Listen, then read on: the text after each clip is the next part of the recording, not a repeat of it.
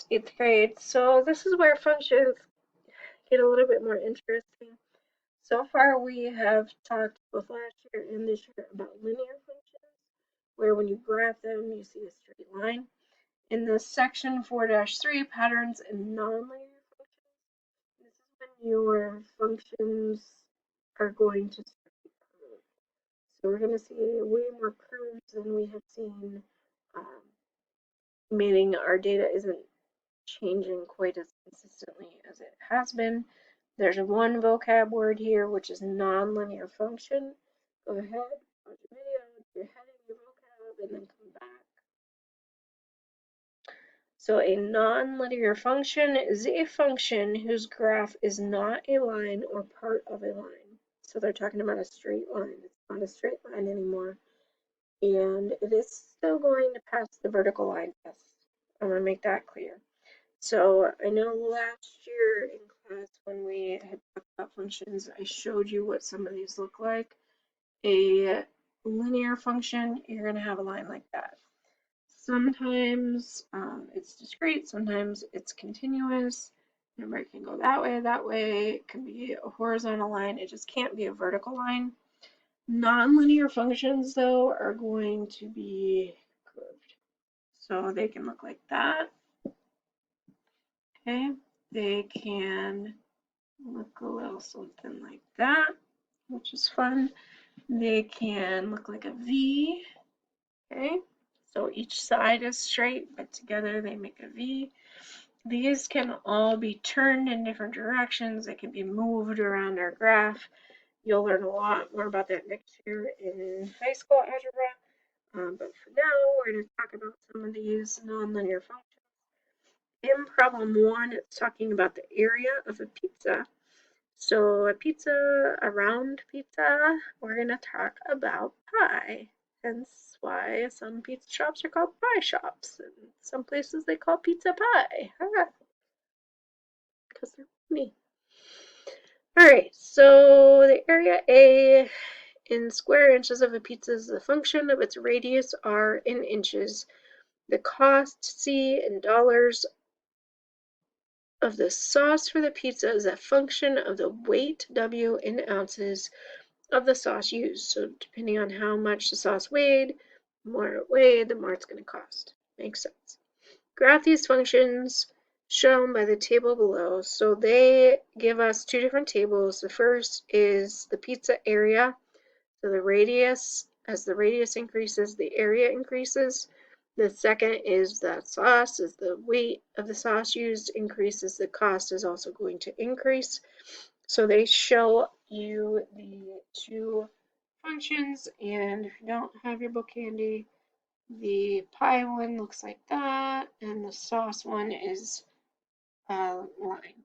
So the radius of the pizza, the area of that pizza, is going to be a nonlinear function where the amount of sauce used is very linear. That's going to be equal function.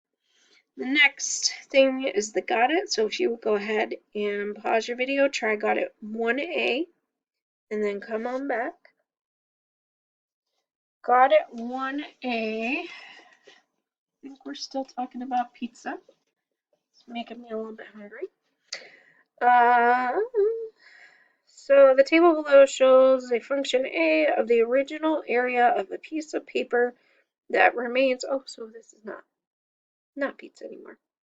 The area that remains of a piece of paper that has been cut in half n times. Graph the function represented by the table. So they give you the function, and I wish I had my graphing board, but I don't.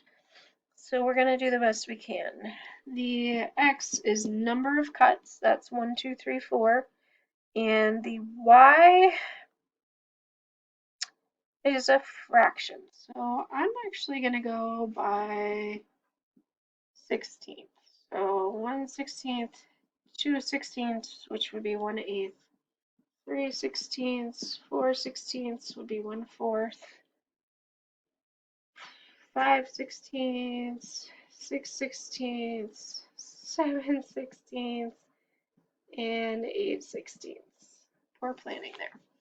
All right, so we have our numbers now. We can graph this, and at 1, we're going to be at 1/2, which would be 8/16. At 2, we're at 1/4, which would be 4/16. 3, we are at 1/8, which is 2/16, and 4, we're at 1/16. So because this isn't a perfect graph, it might be hard to see, but this is going to be a curve. So your paper is going to continue to get smaller and smaller exponentially. Okay, so it got a lot smaller, and then as the paper is shrinking in size, half of it is going to be less and less and less. So that one would be a non-linear function. It is never be asked if it's ever going to get to 0, which is an interesting question. It never is. It's going to keep getting closer and closer and closer to 0, and eventually that piece of paper is going to be so small you couldn't measure it. But technically, it's never going to fully disappear. That graph is going to kind of skim along the axis, but never actually pass it. We're never going to have negative inches of paper. Problem 2, representing patterns and nonlinear functions. So problem 2 talks about cubes and how many cubes you would have to use to make, how many small cubes you would have to use to make bigger cubes. So it, in our table, says the number of blocks on edge, which is x, total number of blocks, which is y, and our order pair xy. So they have started that chart for you, that table for you. They want you to continue, which they've also done for you down below. So the second table has 4 and 5 edges and what the total number of blocks would be for those. We can say that as the total number of blocks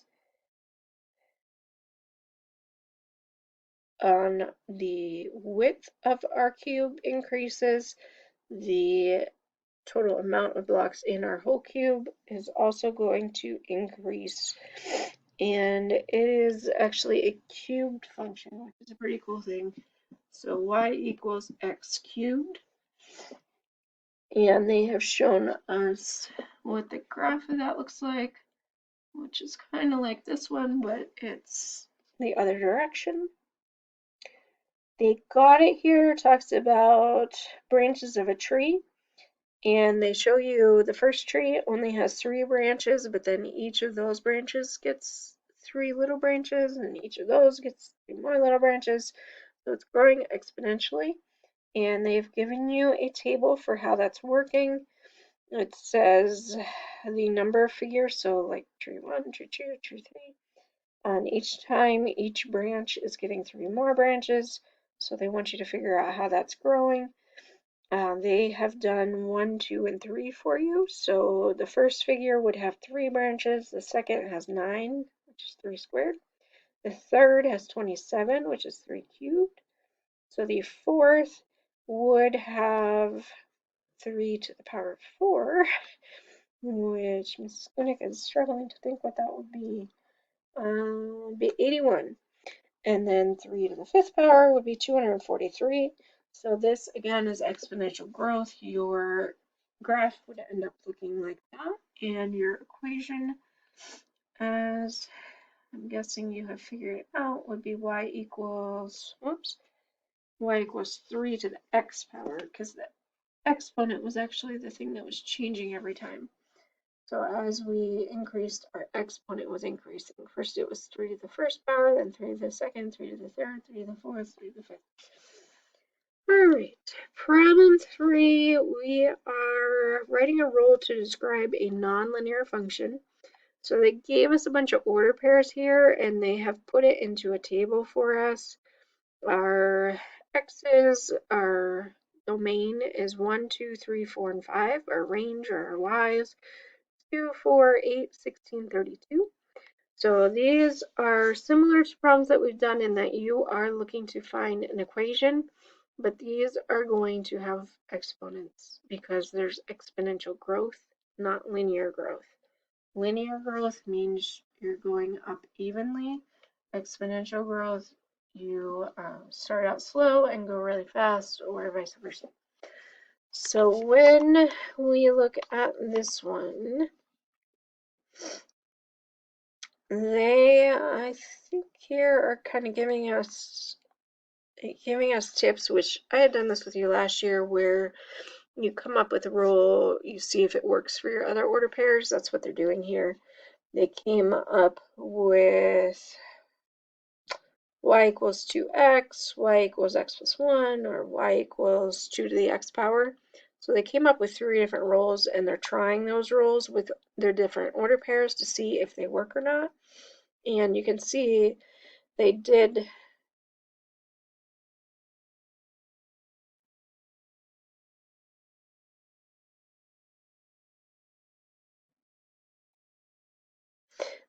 end up, I think, sorry, I'm a little confuzzled here.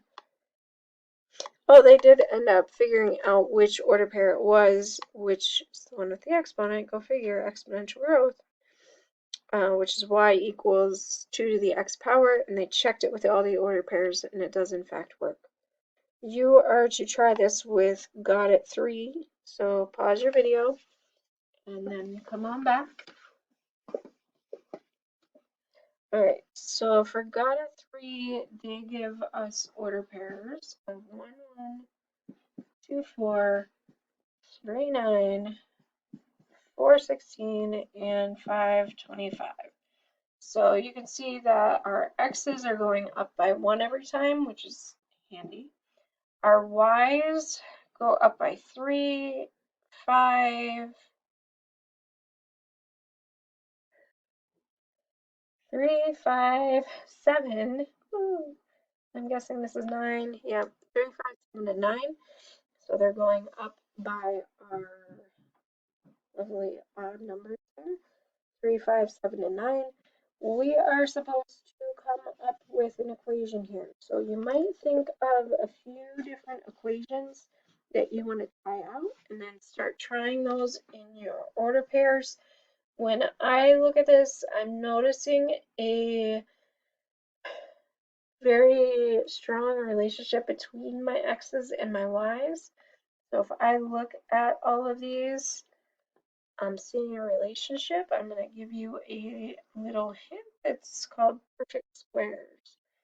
So 2 squared is 4, 3 squared is 9, 4 squared is 16, 5 squared is 25. So these are sets of perfect squares. And what that tells us is that our equation is whatever our x is, and we're going to square it. So y equals x squared is that equation. And that is the last example here.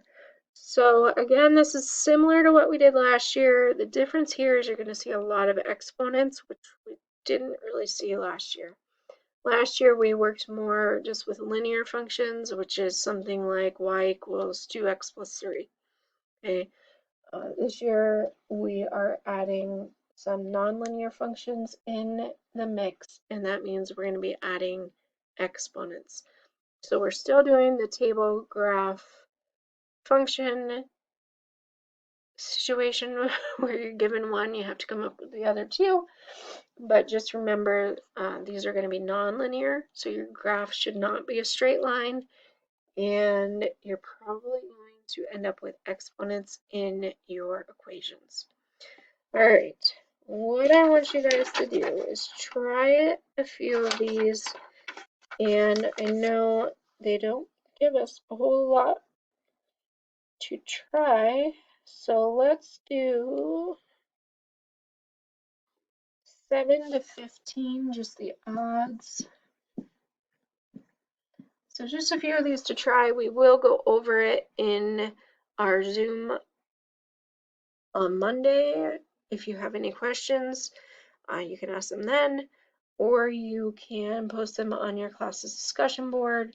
Make sure you get this submitted, please, before our Zoom on Monday. See you guys soon.